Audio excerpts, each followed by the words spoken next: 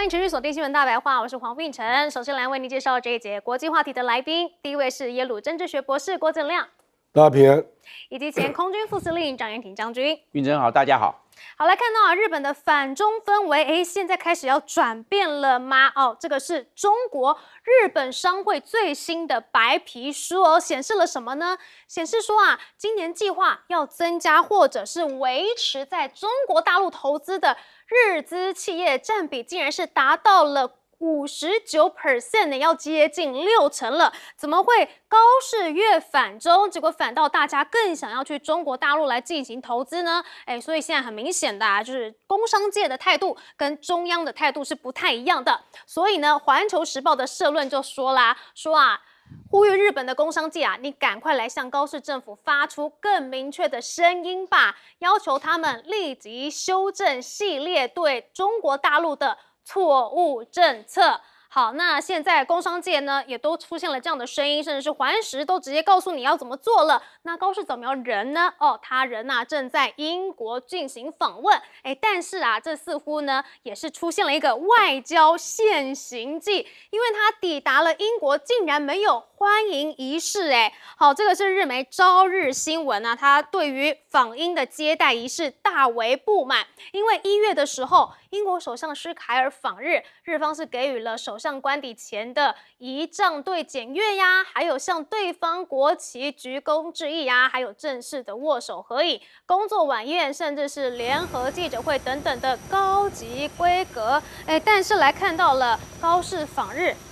英有什么呢？什么都没有，没有王室接见，也没有仪仗队检阅，鸣炮都没有。这些欢迎仪式，甚至连个红地毯都没有铺，就只有机组人员去迎接他。这2个规格会不会差太多了呢？好，但是为什么英国对他的态度是这样子？有没有可能是因为他哪里得罪英国了呢？有可能因为高市早苗他之前投书《金融时报》，自比自己是铁娘子柴契尔。好，但是就被人家说你只看到了柴契尔的光环，没有看到他执政期间推行的小政府自由化政策，还有削减社会福利的独裁主义，以及打压本土制造业导致上百万人失业的政策。所以高市你去提铁娘子这3个字简直就是自取其辱，触痛到了很多英国人的神经。就算你不被英国人骂翻，也很难获得英国人的好感。好，但是他们不喜欢高市，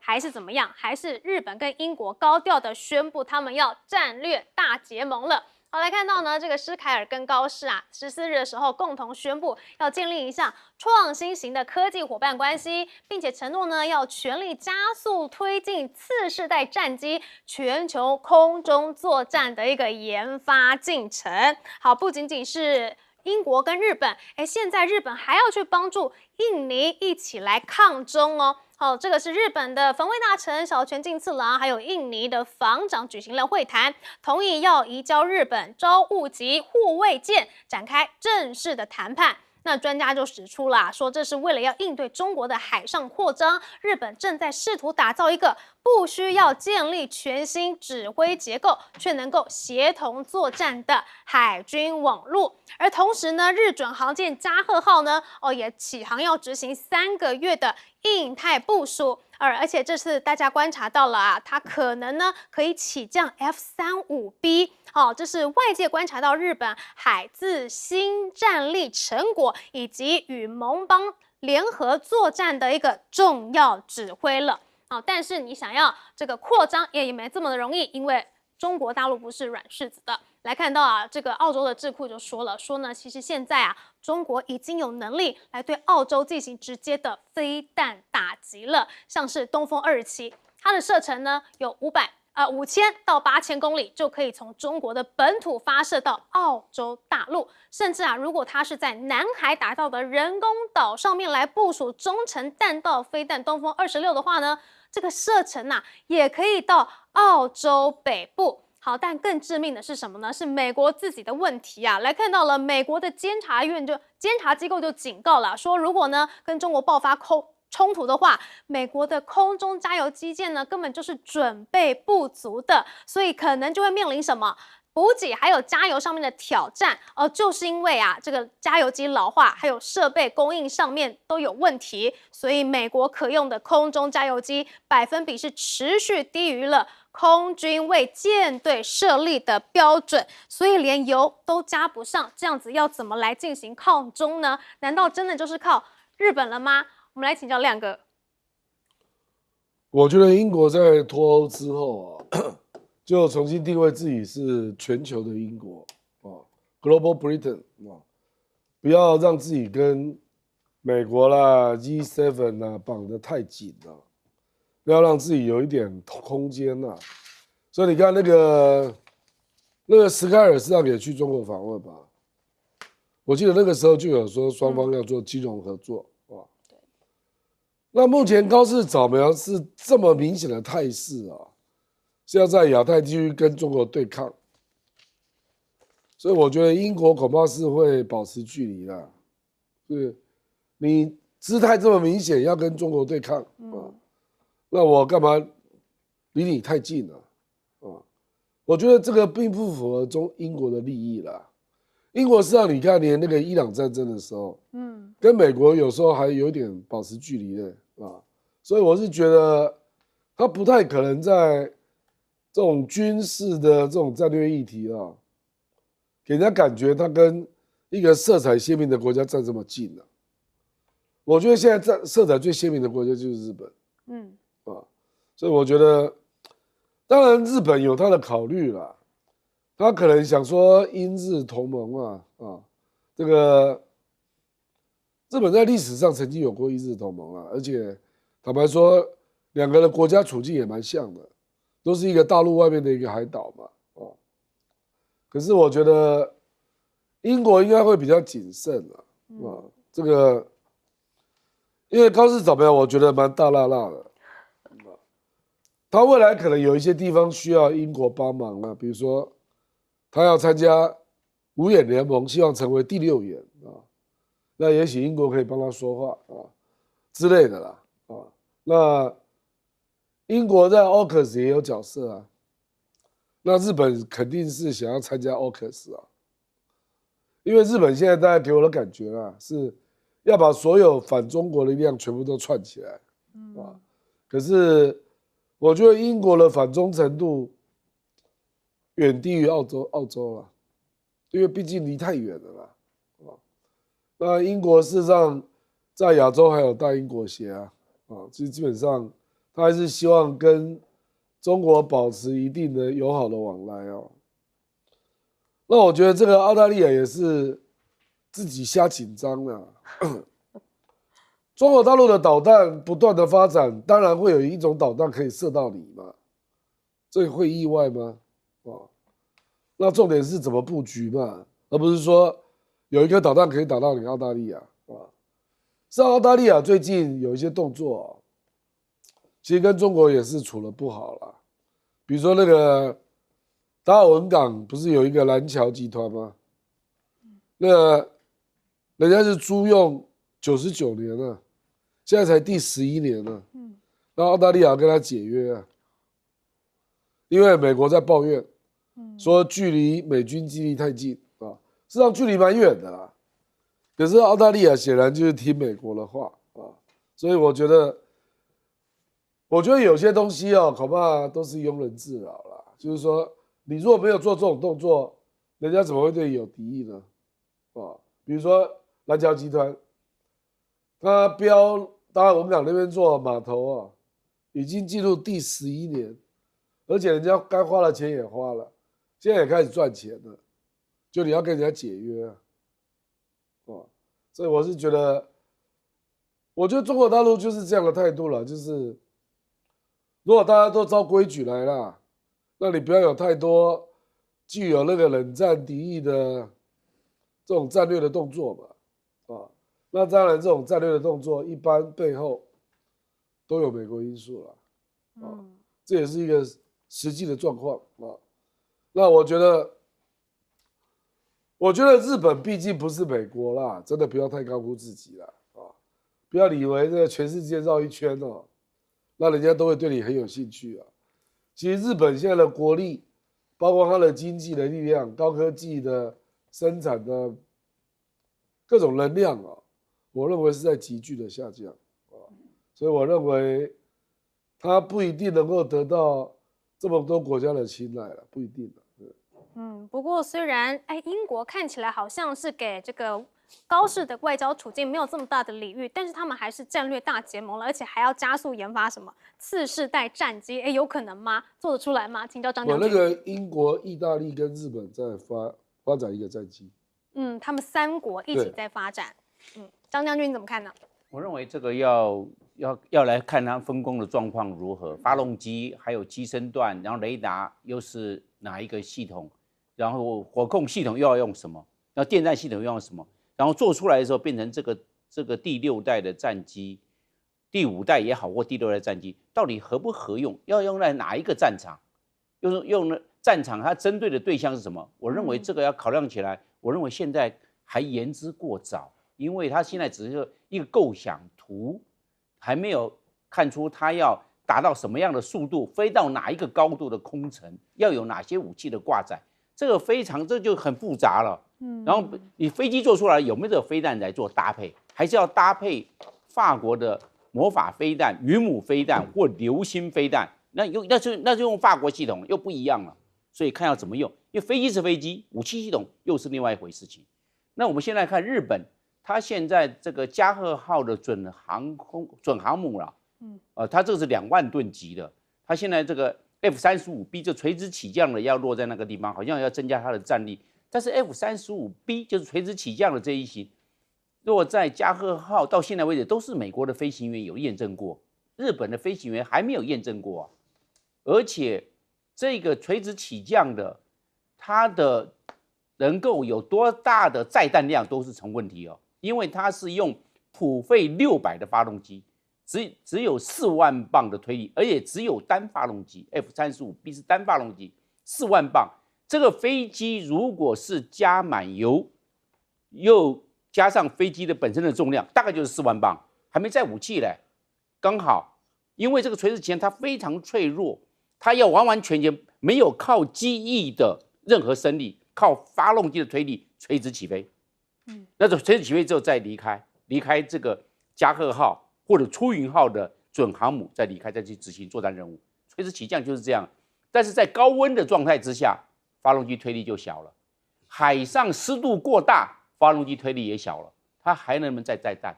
它可能载弹根本起不来，因为它的推力，它的剩余推力刚好跟它飞机的重量推力跟重量刚好相抵，没有再足够的剩余推力了。所以这个问题是在这个地方，所以我们看它验证过好几次，好像还没有列入作战序列，就知道它的推力跟它的载弹量、武器的挂载可能是有些问题哦。如果温度一高，可能有些武器装备不能挂上去，要挂上去根本起不来。你看它是一个主喷嘴在机尾，这涡伞就是普惠600，然后旁边在左翼下方跟右翼下方有一个辅助的，在平衡飞机起飞。是这个样啊，它是垂直的，这方面它没有滑跳，这个加贺号或出云号并没有滑跳的这种甲板，那它这一方面我认为困难度蛮高的，就算这个完成初级作战阶段，可能它的载弹量也极为有限。另外我们来看美国的空中加油机，这一次在伊朗战争总共有8架被击毁、击伤以及击落，总共损失8架，当然。这个击伤的，它可能还可以做修复，也需要一些时间。但是这样来看，它如果要在这个第一岛链部署空中加油机，现在的威胁增加了。我们看看中国大陆现在空警600，它整个的搜索半径可以早期掌握空中加油机，将来它的空中加油走廊跟空中加油区在什么地方？我认为这个好好考量，因为中国大陆空警600。配合它的歼20的逆中战机，就可以对空中加油机实施突防。那在这一方面，空中加油机它还有多大的战术价值？我认为都要重新来考虑。所以美军要在印太拿什么跟中国解放军来对抗呢？连空中加油机可能都不够了。我们来请教方格律师。我觉得最大的问题是英国没有钱哦，所以刚刚蒋军讲到英国有什么弄对这个发展未来的经济能给什么样的贡献？我不质疑未来英国还是在全球是扮演非常重要的经济角色，还有军事方面也是很重要的军事有能力的一个国家。但是他真的没有钱了，所以最近连国防部长离职了，批评 Starmer 说他不愿意提供足够的国防预算了。所以英国目前其实说实在，英国目前它的状态是往内看了，他们是看移民政策，然后左派跟右派激烈分裂。那另外是苏格兰也要搞独立公投，所以搞事招苗，看好日本在国防方面，尤其是在印太地区能扮演一个重要的角色。他已经知道是很难，英国真的是很难做到，真的很难。那另外搞事招苗，碰到另外一个问题是，他几年前开始参选自民党总裁，那个时候刚好是拜登执政，那拜登他很喜欢，因为民主党的思维，美国民主党的思维很喜欢多边的，什么事情国际事情都要多边了，所以那个时候拜登是把南韩跟日本在国防或情报等等围堵中国，把他们拉进来一起合作。那另外拜登也是弄 AUKUS 这个计划，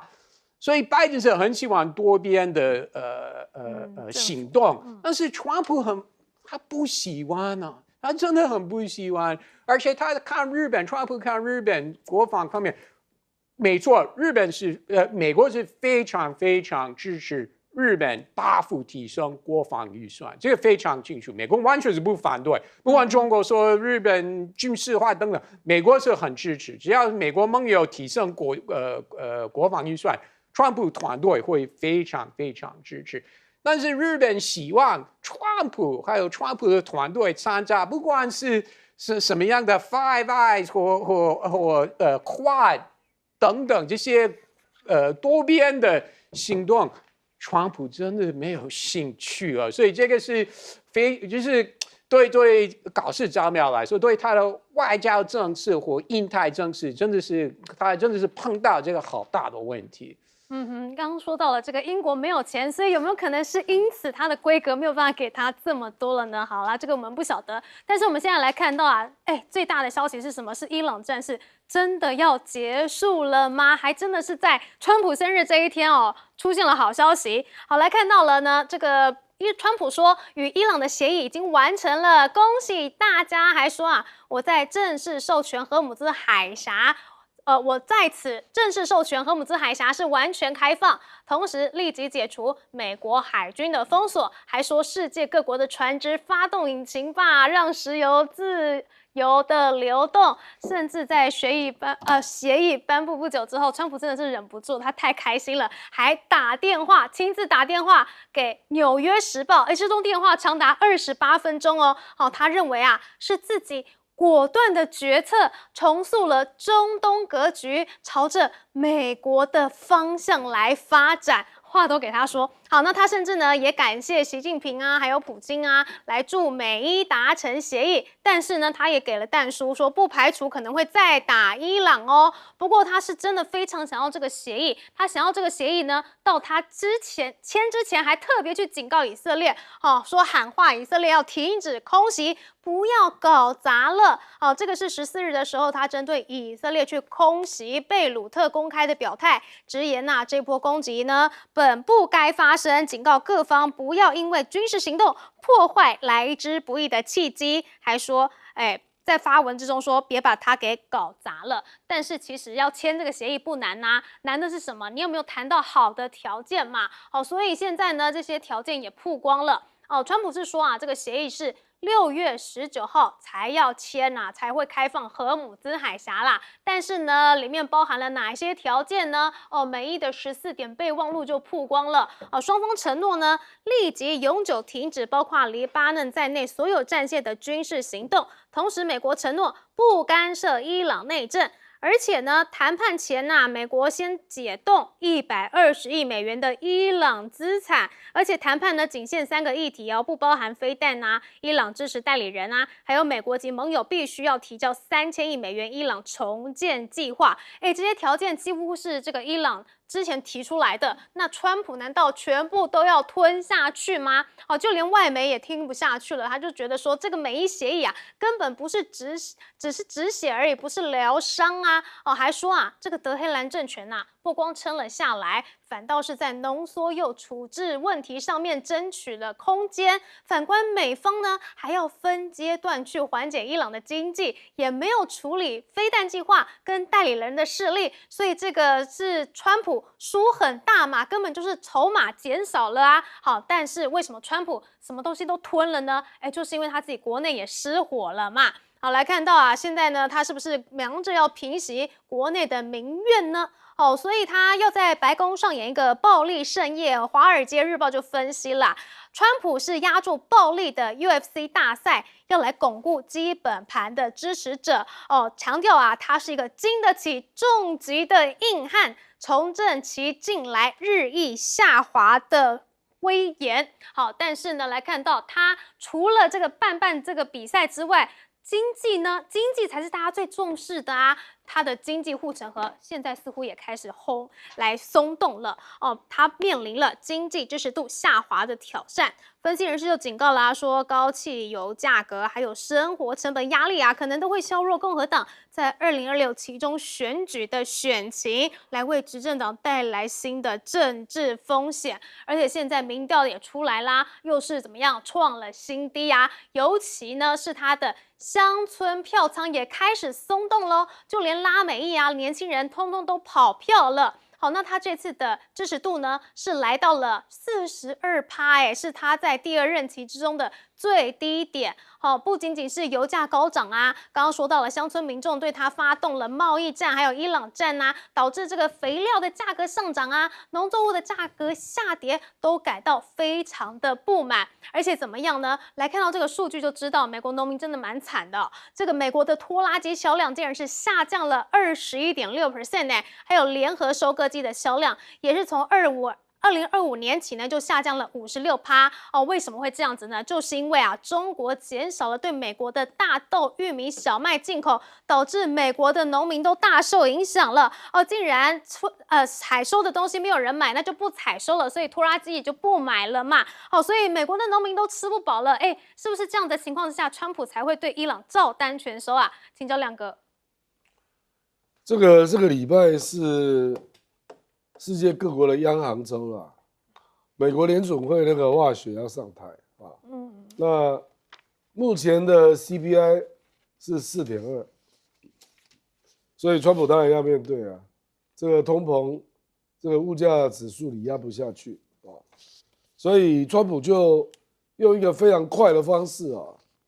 好像弄一个貌似跟伊朗已经达成协议了，可是你如果真正细看它实际上是2阶段的。第一阶段就是说，他要伊朗开放后再下然后呢，美国就把这个伊朗被冻结的240亿美元的资金然后先解冻一半然后呢，这个美国也即将要展开分阶段的撤军所以就是说。在这2场战争结束了，其实到底相关的国家要不要提供伊朗3000亿美元作为重建基金这个部分我看过几个报道不一致这个钱肯定不是美国出的啦，比较可能是中东的海湾国家要出就是你要跟伊朗重新交往嘛，那伊朗被炸成这样，你要帮他一点忙那你去想一想如果说第一阶段就只有这些东西啦，霍姆兹海峡恢复开放，然后美国撤军，然后这伊朗好像可以得到一些重建的补助，然后解冻资金嘛，你没有发现最核心的问题都没有讨论吗？对，最核心的问题就是浓缩铀跟核武嘛，那他那个协议又说，一旦第一阶段大家签了，那就启动60天的核武跟浓缩铀的谈判。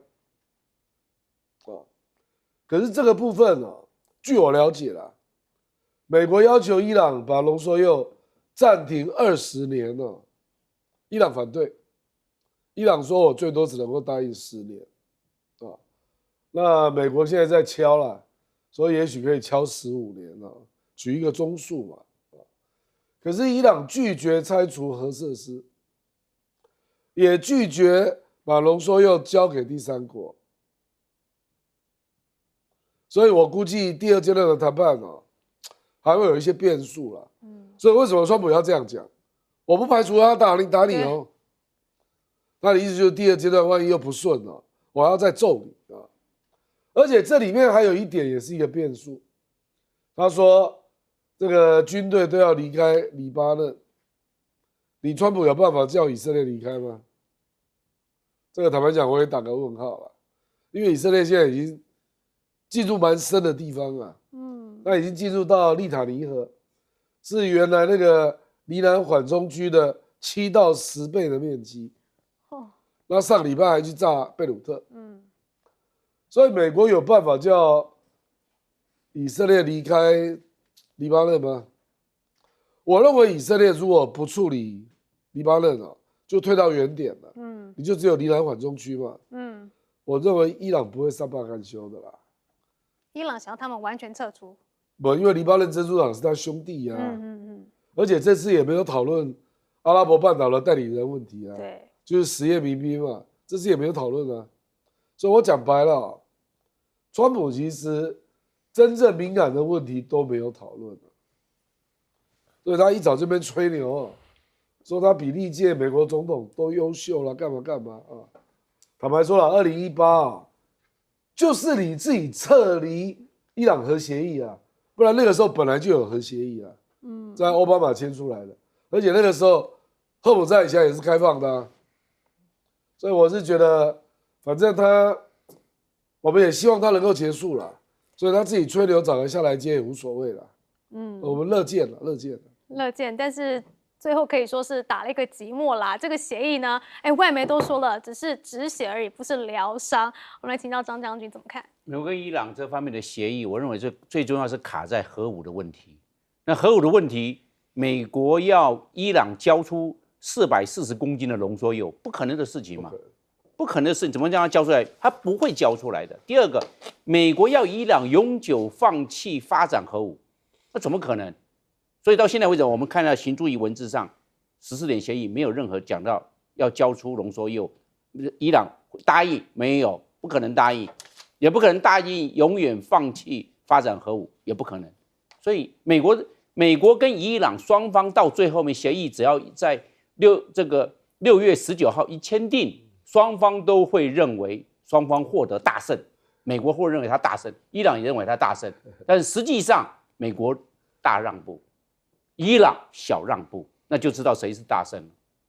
所以这个浓缩铀是搞不定的，那美国没有办法夺铀跟毁铀，那只有在谈判桌上要伊朗停止把铀交出来，那是不可能的事情，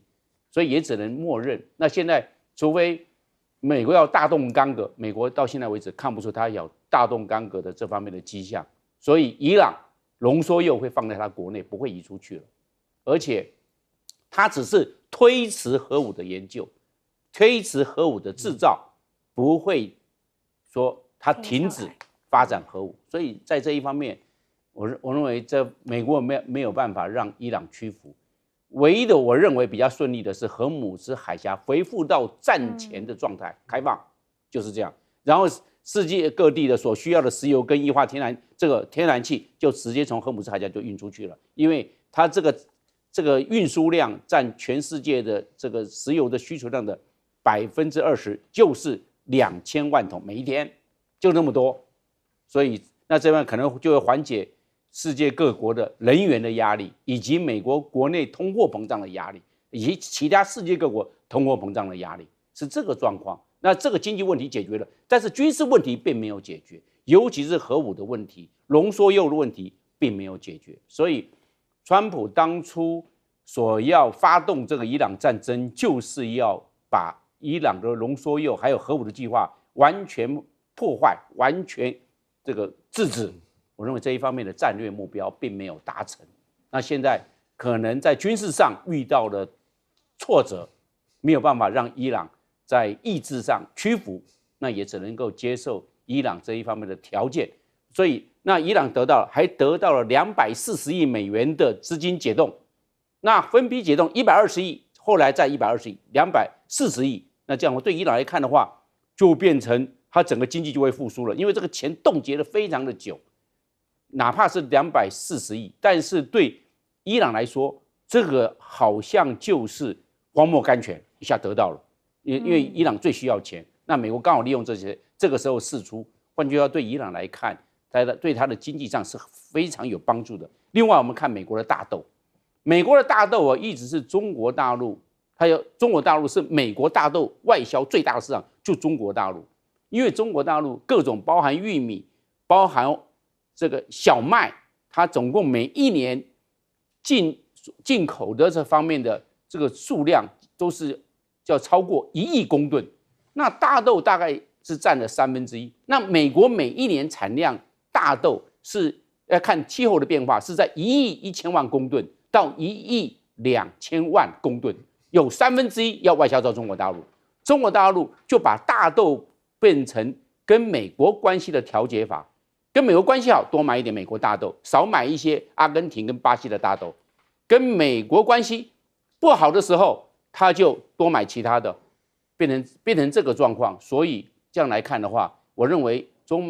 中国大陆跟美国之间的表面上的关系，我认为还没有完全改善。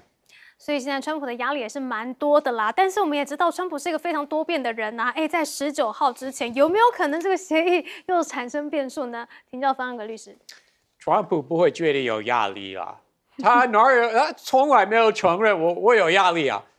其他的总统会啊，川普从来没有说啊，他都会说是什么事情都做得非常好，我是历任最好的总统，我的前任总统都做得太烂了，对不对？所以他这个说法完全不会改变了。那有关停火，我们真的今天没办法做判定了。我们要看60天之后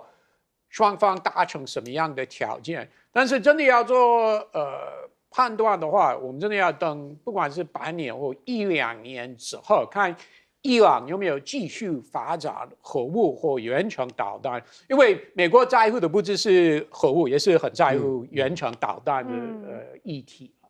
所以我们真的今天或过60天，我们真的是没办法判定。那如果过1-2年之后，伊朗还继续发展核武，或手上有远程导弹，那到时候我们可以说，川普发动这次战争真的是失败了，没有达到目标。但是我们今天真的是没办法做这个判决。那另外有关民调或选情，我认为川普已经准备好。那万一不管是众议院或参议院或两院，换到民主党有多数席次的话，那川普就会把最后2年的 focus 在外交，因为外交就是总统的权责。那另外他会说，我国内政治其实重要的目标都已经达到了，比如说去年 One Big Beautiful Bill 这个学改案已经通过了，移民边境的问题。说实在，比起拜登，他真的有处理得好，他这个竞选的承诺真的有兑现，这个是事实。如果我们看数字的话，看多少人非法入境美国等等，这方面他真的有做得到。那另外不管是最高法院或整个联邦法院体系，他提名通过多少个保守派法官，已经做到了。所以到时候如果真的翻盘的话，他会说也没关系，我不在乎，我不理国会了。那我就把 focus 在外交，因为我们也知道，川普很想得到一个和平奖，对不对？所以他如果没有办法跟国会合作的话，那其实1年到1年，他剩下2年，唯一要通过的是中央政府、联邦政府的预算。那其他的事情他就不会浪费时间，他就会把焦点 focus 在外交，还有他的历史定位，所以其实他心里已经准备好了。准备好了，但是到时候啊，全世界就遭殃了吗？反而是美国的国内可以松口气吗？相较于美国啊，我们来看看现在中国的情况是怎么样呢？好像是站在风口上因为好多的亚洲国家呢，都先后去进行访中啊，包括了谁？伊朗外长啊，还有塔吉克总统啊，那个文莱的王储啊，巴基斯坦总理啊，辽国总书记啊，尼泊尔外长啊。好长哦，我都要念不出来了近日呢是不断的接连的去访问中国，那么习近平呢也是出访了哪里呢？像是北韩呐，那去年的时候呢也是有到东南亚3国，还有去年5月的时候呢也去拜访了中亚4国。好，那为什么现在大家都掀起了这个访中潮呢？那是因为川普2度执政之后呢，对于全球发动了关税战。但是这个时候就只有一个国家敢对美国叫板，那就是北京，就是中国。所以就确令了北京、中国进一步在周边国家立了一个地位。好，那更关键的是什么呢？更指标的就是印度。好，来看到现在呢，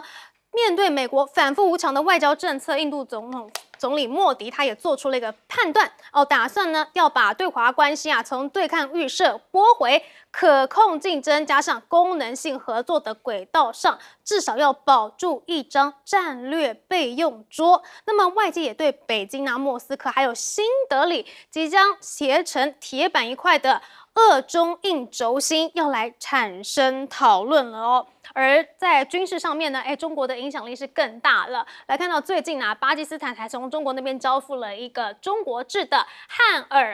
汉戈尔级的潜舰，它拥有更长的续航力的这个巡航导弹，这被誉为呢是巴基斯坦海军的游戏规则改变者，标志着巴基斯坦水下舰队的规模扩张的开始。好，所以呢，中国跟巴基斯坦双方的军事合作紧密呢，也使得印度不得不在海上的战略布局有所改变，因为作战的环境更复杂啦，所以呢，印度海军就是更重视反潜作战、监视以及水下巡航，才能够使其维持军事战略优势。好，不仅巴基斯坦就连印尼呢也转向了。来看到呢，这个国际军事杂志呢刊出了这个披露，说印尼已经确定要采购歼10 C1 战斗机了，这个订单数量从最初计划的12架翻倍到了24架。好，为什么呢？他之前可是借钱去买法国的标风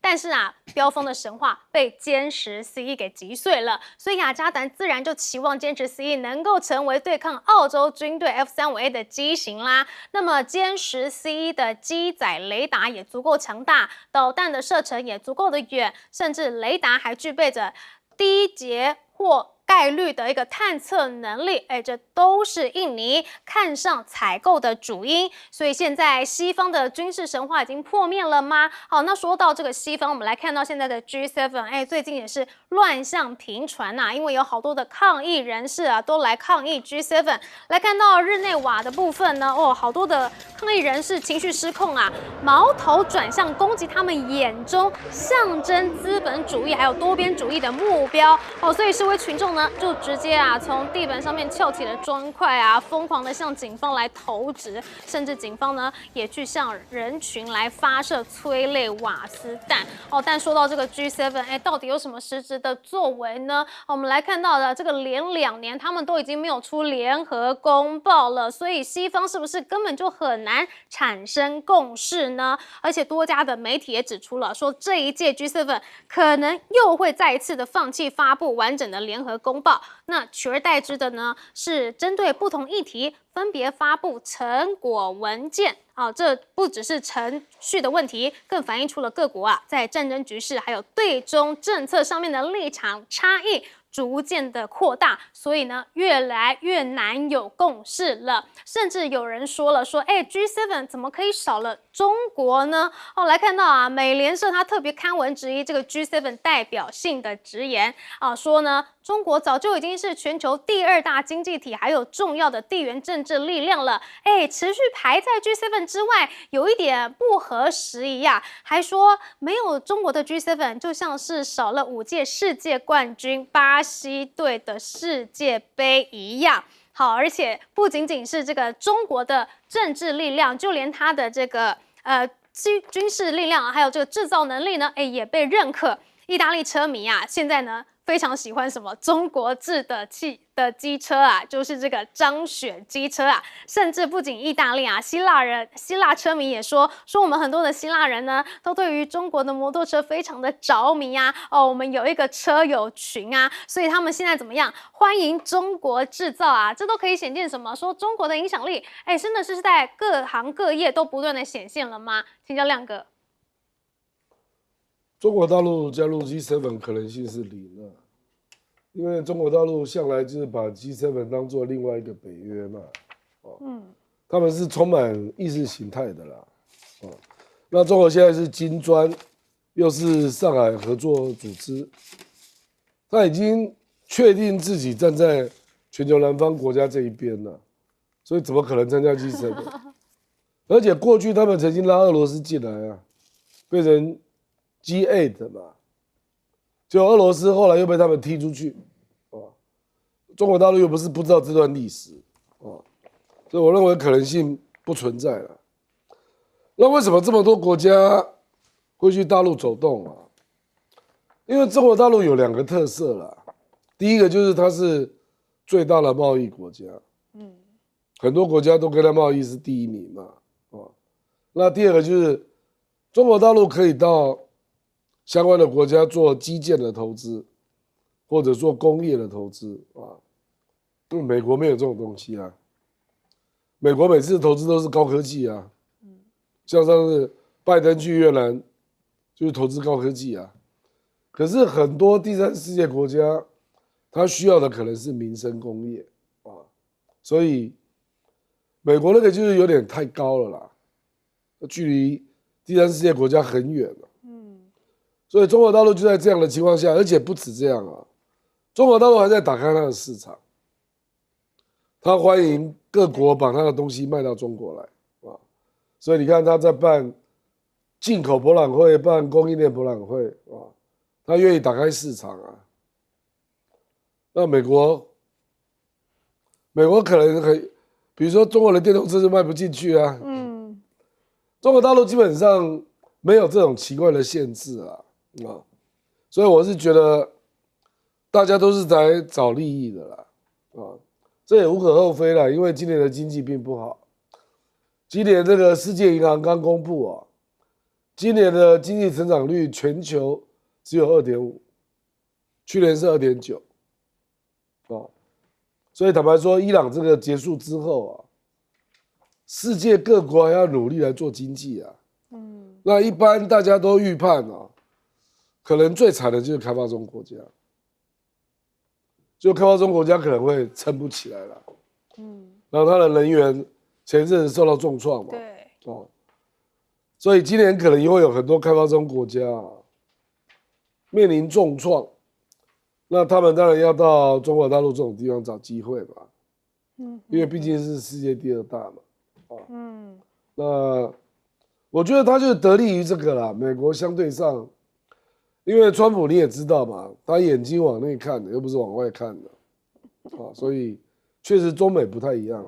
真的，相较于中国开放市场，美国反倒是锁国政策啊。我们休息一下，广告中马上回来。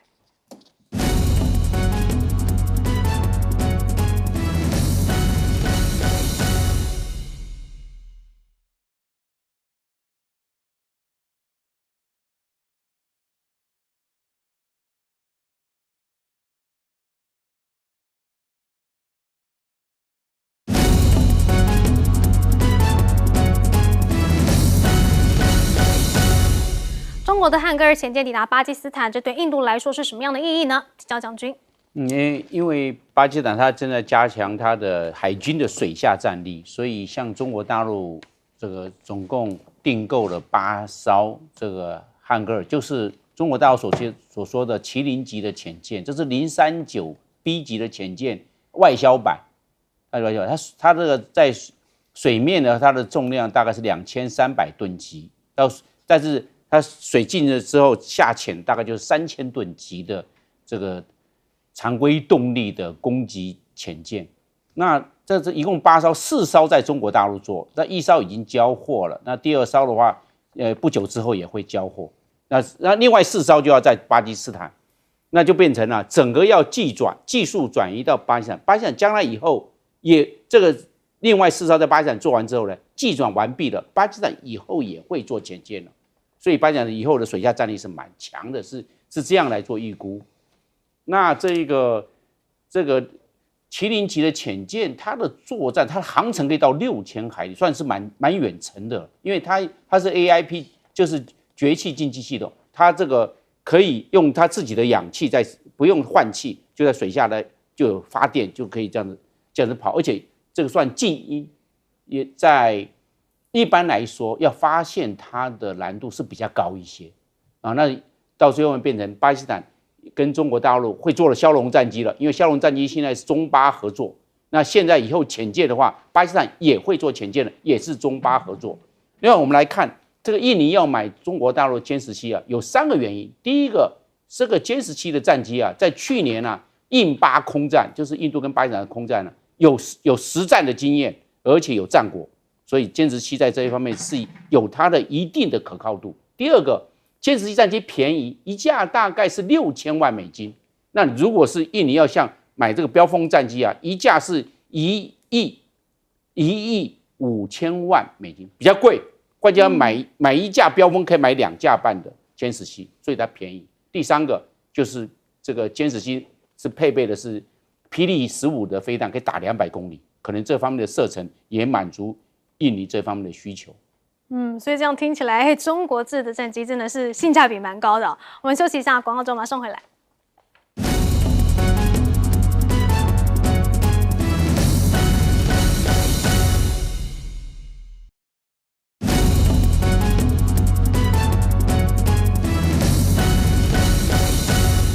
好，现在的 G7 已经沦为一场过场了吗？请教方律。Trump 一点不在乎这件事情，而且他觉得在这个时候就是刚好是他80岁生日，还要出国，他真的觉得好烦哦。因为他本来想多留在美国几天，不只是过1天的生日，他很想过几天的生日啊，然后看多少人会祝福他等等啊。结果呢，刚好是碰到 G7 的高峰会，所以他不得不出国。但是为了他，还延长1-2天了，但是他到时候不能排除他会提早离开，因为他有这个习惯，他非常讨厌 G7 这个高峰会，而且他针对加拿大、英国还有德国这几个国家，还有尤其是法国都有意见，他已经跟这些领导人合不来了，对不对？尤其是主办国家 Macron。Trump 最近常常批评他，骂他，说他被太大等等，而且 Macron 已经是跛脚了，因为他明年大概这个时候就要下台了，所以 Trump 就一点不理他们了，他真的不在乎这个 G7， 所以不排除他提早回美国了。所以这个 G7 对他来说呢，其实他自己也不想参加啊，但是他可不可以去瑞士顺便度个假呢？你觉得他有没有可能这么做？他也没兴趣啊，比较想回美国好了。他想要待在他的海湖庄园就对了，打高尔夫就好了，打高尔夫球。